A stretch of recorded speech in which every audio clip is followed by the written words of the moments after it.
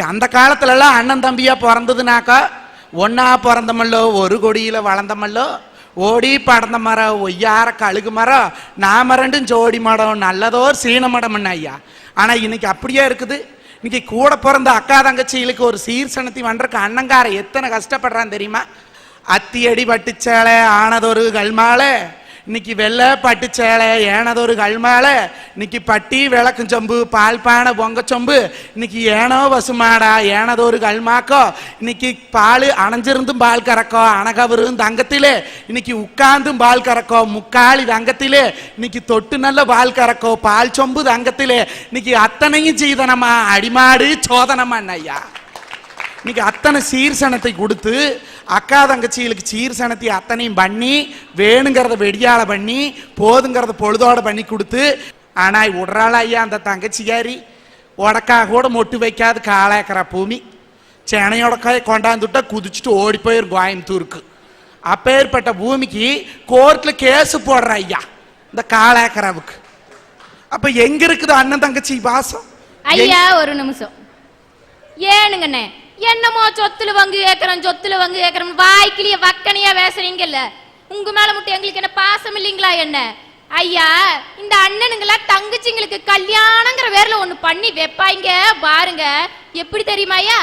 பச்சை மரத்தடிய 10 கிளி மேஞ்சு வரும் 10 கிளி மேஞ்சு வரும், 10 படிச்ச கிளி 10 எழுத்து கத்த கிளி 10 எழுத்து கத்த கிளி, அந்த 10 கிளியில எனக்கு வந்த எனக்கு கட்டி வச்ச பாவி பையனால இன்னைக்கு பாவி கிளியா நிக்கிறேன் ஐயா, பாவி கிளியா நிக்கிறேனே. இந்த பாவி கிளியா ஆனதுனால உங்ககிட்ட பங்கு கேட்டு வரும் ஐயா.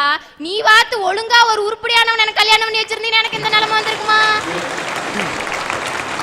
பச்சை கருவாப்புள்ள நானோ அரியாப்புள்ள இந்த பாவிக்கோ வாக்கப்பட்டேன் நான் பஞ்சலிங்க மாளிகையிலேன்னு போற பக்கத்தை பெருசா பொழைக்கும் அதுட்டு போட்டு குடுத்து வீட்லயே எரி ரூட்லயே எழுறது வாசின்னு புடிங்கிற உரம்பரக்காரனால தானுங்க இன்னைக்கு வாழ்க்கைங்கிற படகு கொப்பளிச்சிட்டு இருக்குதுங்க. என்னமோ ஹரிச்சந்திரன் வீட்டுக்கு அடுத்த வாய பிள்ளையாட்ட பேசிக்கிட்டே போகக்கூடாது. நானும் குடும்ப கௌரவத்தை மேடையில சொல்லக்கூடாதுன்னு பாக்குறேன். அங்க மட்டும் என்ன வாழுதுங்களா? 10 பவுனை போட்டு எங்களை பூந்த வீட்டுக்கு அனுப்பி விட்டு இவரு மட்டும் 50 பவுன் போட்டு போட்டு அழகா கட்டிக்கிட்டு வந்து வீட்டுல வைப்பாருங்களா? அதையும் சும்மா விட மாட்டாரியா? தலை தீபாவளி வந்துச்சான், ஏண்டி உங்க அப்பா கிட்ட மோதிரம் வாங்கிட்டு வா, செயின் வாங்கிட்டு வா, நிலத்தை வாங்கிட்டு வா, நிலத்துல இருக்கிற 4 தென்னை மரத்தையும் வாங்கிட்டு வான்னு இவரு மட்டும் இடிக்கலாம். இவரு வாங்குறப்ப இனிக்கும், நாங்க வந்து நின்னா கேட்டா கசக்குமாக்கும். யாராருக்கு எங்கெங்கன்னு ஒட்டுதோ எண்ணெய் பூசிட்டு உருண்டாலும் ஒற்றை மண்ணுத்தே ஒட்டு. நான் பிறந்த நேரம் நல்ல நேரமா 50 பவுன்ல மகராசி வந்தா உன்ற நேரம் உனக்கு ஜோசியம் பார்த்தேன் ஜோசியாருக்கு என்ன செய்வன வச்சையோ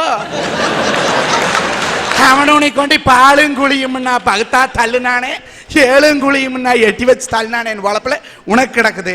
கோடீஸ்வர மாடியில குரங்கு நின்னுச்சான், குடிசையில நிக்கிற கோழிய பார்த்து கொக்கர கோன்னு கூச்சாங்க. அதே எங்க அண்ணன் ரொம்ப பேசிக்கிட்டு போறாரு. இது நல்லதுக்கு இல்லனே, நல்லதுக்கு இல்ல. வளையா வளைச்சிருக்கு வள நடவு போட்டு இருக்கு, அந்த நடவுக்குள்ள வளப்புள்ள சமஞ்சாலா வகையிட்டு பேசினாலங்கிற கணக்கு. அதையா இப்படி பவுத்தெரிச்சப்பட்டே குடும்பத்தை குழப்பம் பண்ற. ஐயா ஒரு நிமிஷம், இன்னொன்னு கல்யாணம் ஆயிடுச்சா இல்லையா? இனிமேல் தானே ஆக போகுது. ஐயோ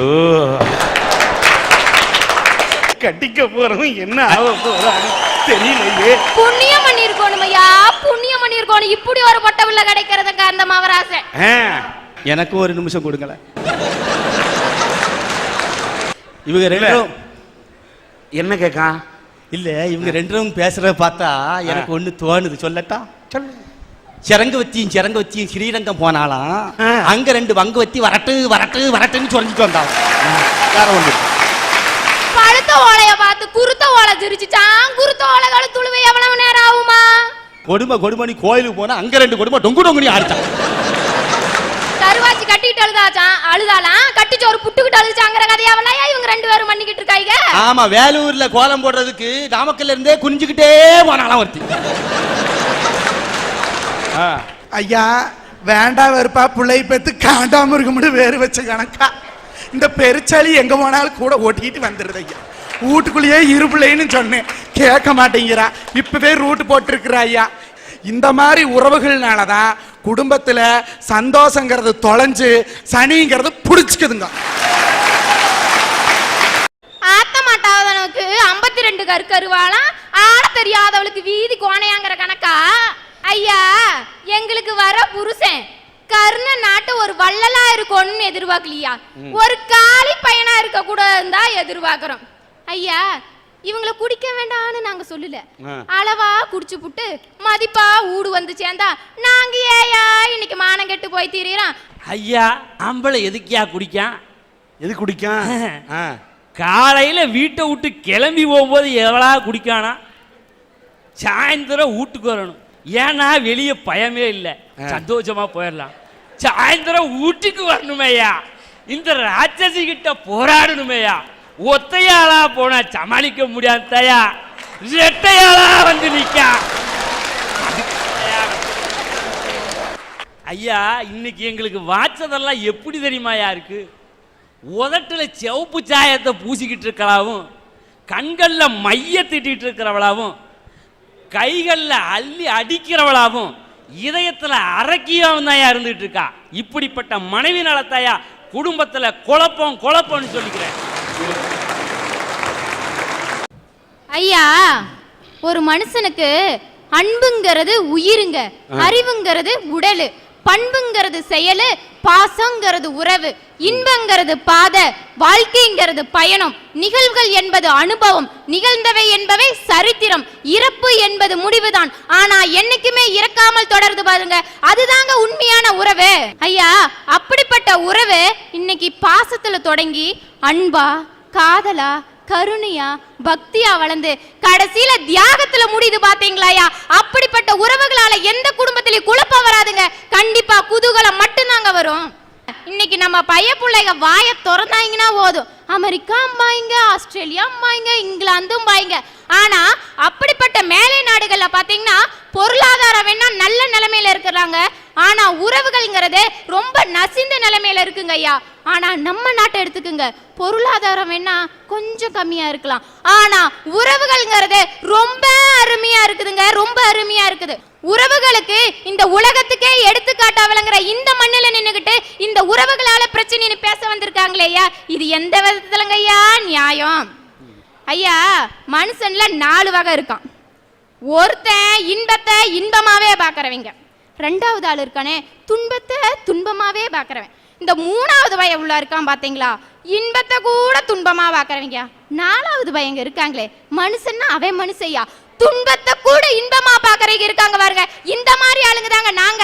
எங்களை மாதிரி ஆளுங்க இந்த இந்தியாவில் இருக்கிற வரைக்கும் இந்தியாவில் இருக்கிற ஒவ்வொரு குடும்பமும் கண்டிப்பா குதூகலமா மட்டும்தான் இருக்கும். இன்னைக்கு நியூயார்க்ல இருக்கிற ஐக்கிய நாடுகள் சபையில இசை கச்சேரி ஒண்ணு நடக்குதுங்கய்யா. நீங்களும் நினைக்கலாம் உலக சமாதானத்துக்காக ஏற்படுத்தப்பட்ட ஒரு அமைப்புல இசை கச்சேரியான்னு, ஆனா அது நம்ம தமிழ்நாட்டு பாடகரோட இசை கச்சேரி, தமிழ் இசை கச்சேரின்னு சொல்றது ரொம்ப ரொம்ப நான் பெருமைப்படுவேன். ஏன் தெரியுங்களா, அந்த இசை கச்சேரியை நடத்தினதே நம்ம தமிழ்நாட்டை சேர்ந்த எம்.எஸ். சுப்புலட்சுமி அம்மா அவங்க தாயா. அந்த அம்மா தான் போற இடத்துக்கெல்லாம் எப்படி தன்னோட சங்கீதத்தை பெருமைப்படுத்துவாங்களோ அந்த அளவுக்கு தன்னோட கணவனையும் பெருமைப்படுத்துவாங்கய்யா. இந்த அம்மா மாதிரியே வாழ்க்கையில எவ்வளவு முன்னேற்றத்துக்கு போனாலும் சரி, தன்னோட கணவனை பத்தி பெருமைப்படுத்துற ஒவ்வொரு மனைவிங்களும் இந்த ஊர்ல இருக்கதா செய்யறாங்க, குடும்பத்துல இருக்கதா செய்யறாங்க. அதே மாதிரி தன்னோட மனைவி எவ்வளவு திறமை வச்சிருந்தாலும் அதை வீணடிக்காம தான் மனைவிக்காகவே வாழ்ந்து அவங்கள வாழ்க்கையில முன்னேற்ற வைக்கிற எத்தனையோ கணவனும் ஒவ்வொரு குடும்பத்துல இருக்கிறாங்க. இல்லைன்னு யாரும் மனசாட்சி தொட்டு சொல்லாதீங்க. இவங்கெல்லாம் சண்டை ஓடுறதுக்காக பேசாம சமாதானத்துக்காக உட்காந்து பேசி பார்க்க சொல்லுங்க, கண்டிப்பா அந்த குடும்பம் குதூகலமா தாங்க இருக்கும், குதூகலமா தான் இருக்கும். பஞ்ச பாண்டவர்கள் படையேறும் கோடி நட்டதும் பெண்ணால, நம்ம இந்திரன் சந்திரன் 2 வயல்களும் கெட்டதும் பெண்ணால, கொள்ளை கொள்ளும் ஒரு வெள்ளை தாஜ்மஹால் வந்ததும் பெண்ணால, பாண்டி மன்னர் அரண்மனை மண்ணோடு மண்ணாகி போனதும் பெண்ணால.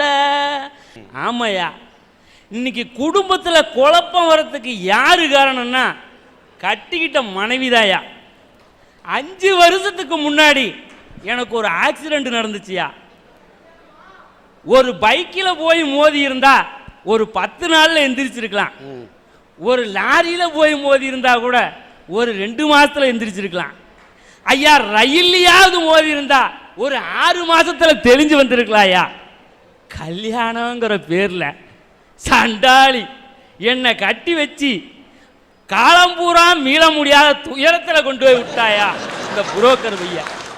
என் பொண்டாட்டி ரொம்ப இறக்க சிந்த உள்ளவையா. ஏன்னா என்னை அடிச்சு விட்டு அவ உட்காந்து அழுவா பாருங்க. தேம்பி தேம்பி அழுவாயா. என்னமோ கல்யாணத்துக்கு முன்னால அமெரிக்க அதிபரா இருந்தாரு, கல்யாணத்துக்கு போறதுக்காக நாமக்கல் ரோட்ல நாமகிரி கோயில பிச்சை எடுத்துட்டு இருக்கிறாரு. உனக்கெல்லாம் பொண்ணு கொடுத்தான் பாரியா மகராசன், கும்பிட்டு படுக்கணும். நீங்கள் முகத்தை பாருங்க, ராத்திரியில வெளிச்சம் வச்சு பார்த்தா தான் கண்ணுக்கு தெரியும். இந்த கருவாப்பையனுக்கு பொண்ணையும் கொடுத்து பொருளையும் கொடுத்து இத்தனையும் கொடுத்தா தின்னு போட்டு நல்லா சொல்றாரு வாரியம். ஐயா, ரிக்ஷாக்காரனுக்கு வாக்கப்பட்டு ரிச்சான வாழ்க்கை வாழணும்னு ஆசைப்பட்டா குடும்பத்துல குழப்பம் வராம வேற என்னையா வரும்? ஆட்டோக்காரனுக்கு வாக்கப்பட்டு ஆடம்பரமான வாழ்க்கை வாழணும்னு ஆசைப்பட்டா குடும்பத்துல குதூகலம் அப்படியே கொப்பளிக்குமாயா? குழப்பந்தாயா வரும். நான் பொண்ணு வாக்க போகும்போது என் பொண்டாட்டி எப்படி தெரியுமாயா இருந்தா? சும்மா 6 அடி கூந்தலியா, அவுத்து விட்டு அப்படியே கெண்டக்கால் வரைக்கும் வந்து முட்டும். நான் ஆசைப்பட்டதே அந்த கூந்த மேல ஆசைப்பட்டு தயா அவளை கண்ணாலவே கட்டிக்கிட்டேன். ஐயா, கண்ணாலம் பண்ணி 2 மாசம் தாயா ஆச்சு. என் பாக்கெட்ல 500 ரூபாயா பணத்தை எடுத்துட்டு போய் பியூட்டி பார்லர்ல கொடுத்துட்டு 6 அடி கூந்தலை அப்படியே 1/2 அடி கூந்தலா கட் பண்ணிட்டு வந்துட்டு நிற்கிறாயா. நான் ஆசைப்பட்ட கூந்தலுக்கு கூந்தலும் காலி, என் பாக்கெட்டும் காலியா. இப்படிப்பட்ட பொண்ணுங்கனால குடும்பத்துல குதூகலம் எங்கேயா வரும்? குழப்பந்தாயா வரும். அண்ணே, பியூட்டி பார்லருக்கு எதுக்கு தெரியுமா போறது? நீங்க நமிதாவையும் திரிசாவையும் பார்த்து போயிடக்கூடாது. 500 ரூபாய் செலவானாலும் பரவாயில்ல, அப்படியே மாமா முன்னாடி பவனி வரணுன்றதுக்கு தான் ஐயா. நாங்க நமிதாவையும் திரிசாவையும் தேடி போறதுன்னா எப்பயோ போயிருப்போம். இதுக்கு மேல நாங்க போய் என்னதாயி ஆக போகுது? நமிதாவையும் திருசாவையும் இந்த முகரக்கட்டை பாக்குதா? முதல் கேட்டு வாட்ச்மேனே உள்ளிட மாட்டேன். எங்க வந்த நமிதா மேடத்தை பார்க்கலாம்னு ஓடி போய் கள்ள கொண்டு அடிச்சு போடுவேன். இதுக்கு போய் நமிதாலையும் திருசாலையும் ஏதோ நாங்க வாச்சோம், இதுகளுக்கு வந்து வாக்கப்படுறக்குன்னு. ஐயா, என் பொண்டாட்டிய வீட்டுலதாயா விட்டுட்டு வந்தேன். இவரு ரூபத்துல கிளம்பி இங்கேயோ வந்துட்டாயா, இங்கேயோ வந்துட்டா. அப்படித்தான் ஒரு நாள் என் பொண்டாட்டி என்கிட்ட கேட்டா, ஏங்க சொர்க்கத்துல புருஷன் பொண்டாட்டி சேர்ந்து வாழ முடியாதாம்ல. அடபாவி, அதனால தாண்டி அதுக்கு பேரு சொர்க்கம்னு வச்சிருக்கா. சந்தோஷம் என்பது வாழ்க்கையின் பாதி பலம். அதே சந்தோஷம் இல்லைன்னு வைங்க, வாழ்க்கையில ஏதுங்க ஐயா பலம்? எல்லாமே சந்தோஷம்தான், எங்க இல்ல சந்தோஷம் சொல்லுங்க? வந்தனமா வந்தனம் வந்த ஜனம் குந்தனம் குந்தி இருக்கும் ஜனங்களுக்கு கொண்டு வந்தேன் சந்தனம், சந்தனத்தை பூசிக்கிட்டு நீங்களும் சந்தோஷமா வாழ்த்து செல்லணும் இந்த புது மண மக்களுக்கு. ஐயா, இப்படிதான் நம்ம ஊர்ல கல்யாணம் எல்லாம் நடக்குது. ஒரு கல்யாணம் காட்சி நடக்கிற வீட்டுல போய் பாருங்க, அங்க அடிக்கிற கிண்டல் கேலி நயாண்டிக்கு அளவே இருக்காது ஐயா. இப்படி ஒரு சுவாரஸ்யமான நிகழ்ச்சி நடக்கும். இந்த கல்யாணத்துல பாத்தீங்கன்னா பொண்ணு மாப்பிள்ளைய அக்னி சுத்துறப்ப மாப்பிள்ளை முன்னாடி சுத்துவாரு, நம்ம பொண்ணு பின்னாடியே சுத்தும். அதுக்கு அர்த்தம் என்ன தெரியுங்களா? அட வீணா போன வயலே, இன்னைக்கு மட்டும்தான் உன் பொண்டாட்டி உன் பின்னாடி சுத்துவா, அதனால ஆசதீர சுத்திக்கிடா, வாழ்க்கை உள்ள நீதாண்டா உன் பொண்ணாண்டி பின்னாடி சுத்தணுங்கிறதுக்கான சுத்துன்னு சுத்துறான். பந்தியில பல பேர் உட்கார்ந்து இருக்க இவர் மச்சினிச்சி தான் உளுந்து கவனிப்பாரு. ஏன் மச்சினிச்சிக்கு மாலையிடும் நேரம் வந்தாச்சு, மாசி போய் பங்குனியில நாள் குறிக்கலாம்னு கணக்கு பண்ணிட்டு இருப்பாரு. மச்சினிச்சியை பார்ப்பேனா? நான் மச்சினிச்சியை பார்ப்பேன். ஒன்ன கட்டிட்டு சீரழிச்சு நடக்க என்னோட போட்டு சீரழிக்க இங்க இந்த மாதிரி கணக்கு பண்ணிக்கிட்டு இருக்க, இத நம்மளை பார்த்துக்கிட்டே இருந்த பெருசு என்ன பண்ணா, காமாட்டி தலையனுக்கு மேவேட்டி 2 வேணுமா, இந்த கபாதி பயலுக்கு பொண்டாட்டி 2 வேணுமாடி அப்படின்னு நம்ம பல்லு போன பொக்கைங்கள கெக்க புகைன்னு சொல்லிட்டு இருக்குங்க. ஐ அம் அப்ஜெக்ஷன் திஸ் யுவர் ஆனர். கிடப்பதெல்லாம் கிடக்கட்டு கிளவை தூக்கி மனையில் வைனானா, அறுப்பறதெல்லாம் அடுக்கிட்டு அக்காலை பிடிச்சி கட்டுனானா. ஈரோட்டில் ஒரு கல்யாணம் நடந்ததுங்க. அந்த காலத்துலலாம் கல்யாணம் அப்படின்னாக்க நல்லா தலைவாழை விலை விரிச்சு போட்டு சோறு போடுவாங்க. இப்போ நாகரீகம் வளர்ந்துடுது, பப்பேச்சு வச்சுட்டோம். எங்கூர் ஆயா ஒன்று வந்தது, அந்த ஆயாவாவை லவுக்கு எல்லாம் போடாது, நம்ம வயசான ஆயா. பப்பே சிஸ்டம்னு எல்லாம் கையில் போய் வாங்கி சாப்பிடணும், இதுதான் முறை. இது தடத்தில் வாங்கி திங்கணும்னு. ஏன்டா சுப்பிரமணியா கல்யாணத்துக்கு கூப்பிட்டு பிச்சை எடுக்க வைக்கிறீங்கிற. இப்படி ஒரு பக்கம் இருக்கு. இது குதூகலமா கொந்தளிக்கிறாங்களாமா. ஆட்டாளுக்கு ஒரு மாட்டாளா, அடுப்பக்கட்டைக்கு ஒரு தொடப்பக்கட்டையா. வில்லங்கமான ஆளி வீட்டுக்குள்ள வராத வரலும் குடும்பம் குதூகலமா தான் இருக்கும். இந்த சமுதாய சேவைக்கு செய்யக்கூடிய நவீன்குமார் என்ற ஒரு மாணவனை ராசிபுரம் தாலுகா குருசாமி பாளையத்தை தோப்புக்காட்டை சேர்ந்த விசைத்தறி தொழிலாளி எம் சேகர் நாகலட்சுமி தேவியின் மகன் நவீன்குமார். வாங்க நவீன்குமார், வாழ்த்துக்கள். உங்களுடைய பண்புக்கு வாழ்த்துக்கள். இந்த பையன் பாருங்க, வயது 16, 10ஆம் வகுப்பு படித்து வருகின்றார். சிறு வயது முதலே பள்ளிக்கூடம் நேரம் தவிர மற்ற நேரங்களிலெல்லாம் இவர் கிராமம் கிராமமாக சென்று எய்ட்ஸ் இருந்து மக்கள் எப்படி அந்த எய்ட்ஸிலிருந்து விடுபட்டு வாழ வேண்டும் என்பதற்காக விழிப்புணர்வு பிரச்சாரத்தை சிறு சிறு பிரசுரங்கள் மூலமாகவும் ஊர் ஊருக்கா சென்று தன்னுடைய படிப்பு நேரத்தை தவிர கிட்டத்தட்ட ஒரு 3 ஆண்டுகளாக ஒரு சேவையாக மேற்கொண்டு ஊர் ஊராக சென்று சின்ன வயசு எய்ட்ஸ் நோய் தாக்கினால் எந்த அளவுக்கு மக்கள் பாதிக்கப்படுகிறார்கள் என்ற விழிப்புணர்வு பிரச்சாரத்தை மேற்கொண்டிருக்கிறார். இவர் ஏன் இதை மேற்கொண்டிருக்கிறார் என்று சொன்னார், இவருக்கு சேர்ந்த நெருங்கிய உறவினர் இந்த எய்ட்ஸால் பாதிக்கப்பட்டு இறந்து விட்டார் என்று சொன்னவுடன் அவருக்கு ஏற்பட்ட பாதிப்பு இந்த சமுதாயத்தில் யாருக்கும் நேர்ந்து விடக் கூடாது என்று இவருக்கு ஏற்பட்ட தாக்கம், அதன் மூலம் ஏற்பட்ட ஊக்கத்தின் காரணமாக இன்றைக்கு இந்த விழிப்புணர்வு பிரச்சாரத்தை இந்த நவீன்குமார் செய்து கொண்டிருக்கின்றார். இவருடைய இந்த சேவையை பாராட்டி இவருக்கு சன் டிவியினுடைய அரட்டை அரங்கத்தின் சார்பிலே ஒரு பொன்னாடை அணிவிக்கின்றோம்.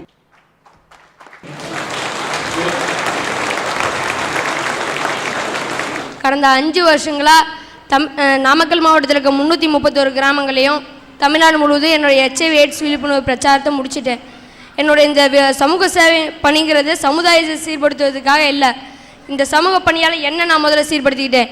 என்னால் ஒரு 1000 பேர் விழிப்புணர்வு பெற்றாங்கன்னா அது எனக்கு கிடைச்ச வெற்றி. உலக அளவில் HIV AIDS பாதிக்கப்பட்டவங்க பார்த்துருந்தா சுமார் 6.5 கோடி பேர் இருக்கிறாங்க. அதில் இந்தியர்கள் மட்டும் 58 லட்சம் பேர்.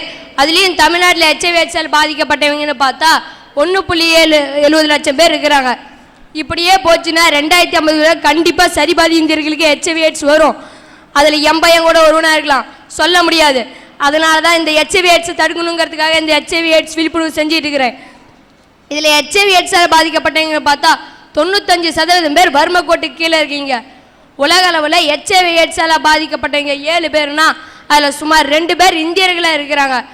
கிருஷ்ணகிரி மாவட்டத்தில் ஒரு 2 வயது குழந்தைக்கு HIV AIDS இருக்குன்னு தெரிய வந்தனையும் இந்த குழந்தைய உயிரோடு சாக்கில் கட்டி பாலத்திலேருந்து தூக்கி எறிஞ்ச கொடுமை இந்த தமிழகத்தில் நடந்திருக்கு. இந்த மாதிரி மற்றவங்க யாரும் பாதிக்கப்படக்கூடாதுங்கிற ஒரு எண்ணத்தில் இந்த HIV AIDS விழிப்புணர்வை நான் தமிழகம் முழுவதும் பண்ணி முடிச்சிட்டேன். இப்போ பாண்டிச்சேரியில் பண்ணியிருக்கேன். அடுத்தது வேர்ல்டு ஃபுல்லாக பண்ணலான்னு முடிவு பண்ணியிருக்கேன்.